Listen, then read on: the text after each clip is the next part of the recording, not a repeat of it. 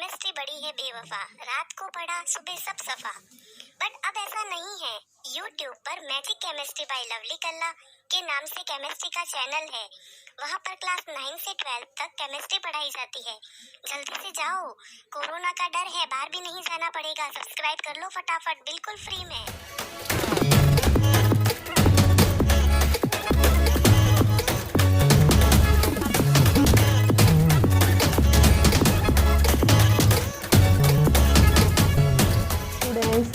आज का हमारा टॉपिक होगा मॉलिक्यूलर मास को कैलकुलेट करना। इससे पहले जो हमारी वीडियो थी उसमें मैंने आपको बताया था कि किस प्रकार केमिकल फार्मूलाज लिखा जाता है ऑर्गेनिक कंपाउंड का।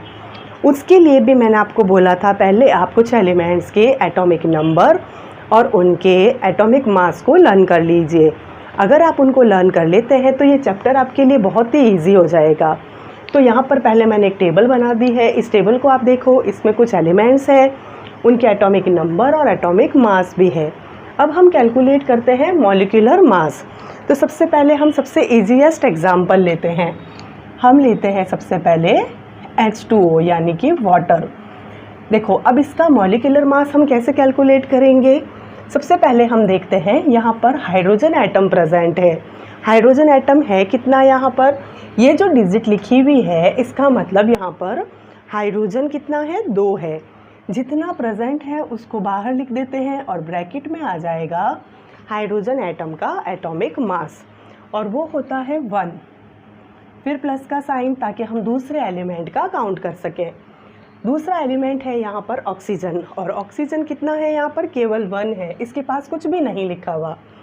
तो ऑक्सीजन के लिए यहाँ लिख देते हैं 1 और यहाँ आ जाएगा ऑक्सीजन का एटॉमिक मास और वो होता है 16। अब इसे कैलकुलेट कर लेते हैं। ये दोनों मल्टीप्लाई होंगे, ये दोनों भी मल्टीप्लाई होंगे। ये आ जाता है 2, ये आ जाता है 16। हमारा आंसर आ जाता है 18 AMU। AMU का मीनिंग है यहाँ पर एटॉमिक मास यूनिट।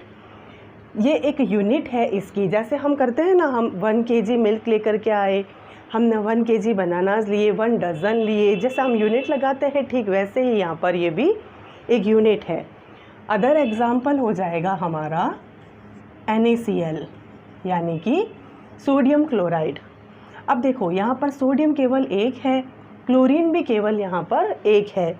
तो सोडियम एटम 1 है तो 1 बाहर लिख देते हैं, अंदर आ जाएगा एटॉमिक मास ऑफ सोडियम और वो होता है 23।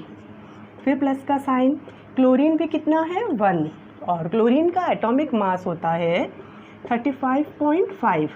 ऐसा है कुछ बुक्स में 35 दिया हुआ है और कुछ में 35.5, दोनों ही सही है, हम दोनों ही लिख सकते हैं। और इसका रीज़न क्या है वो हम हायर क्लासेस में देखेंगे, ठीक है। तो अभी हम इसको कैलकुलेट करते हैं। ये दोनों मल्टीप्लाई होंगे और ये दोनों भी आपस में मल्टीप्लाई होंगे। जब ये दोनों आपस में मल्टीप्लाई होते हैं तो ये आ जाएगा 23 और ये आ जाएगा 35.5 और इनका आंसर आ जाएगा 58.5 AMU, ठीक है। अब हम अदर एग्जांपल लेते हैं, अमोनियम क्लोराइड। अब देखो अमोनियम क्लोराइड में N1 है, H जो है वो 4 है और Cl जो है वो 1 है। यहाँ हमें थोड़ा कन्फ्यूजन होगा, ये जो 4 है हमें लगता है N के लिए भी है, बट ये 4 केवल H एटम के लिए ही है। N के पास कुछ भी नहीं लिखा हुआ है, Cl के पास भी कुछ नहीं लिखा हुआ, यानी कि ये दोनों केवल एक एक ही प्रेजेंट है। तो पहले हम N कितना है, ये 1, ब्रैकेट में आ जाएगा नाइट्रोजन का एटॉमिक मास और वो होता है 14।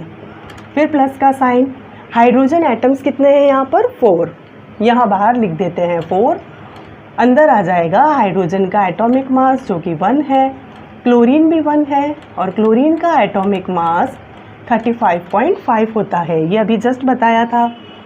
अब ये दोनों मल्टीप्लाई होंगे, ये दोनों मल्टीप्लाई होंगे और ये दोनों भी मल्टीप्लाई होंगे।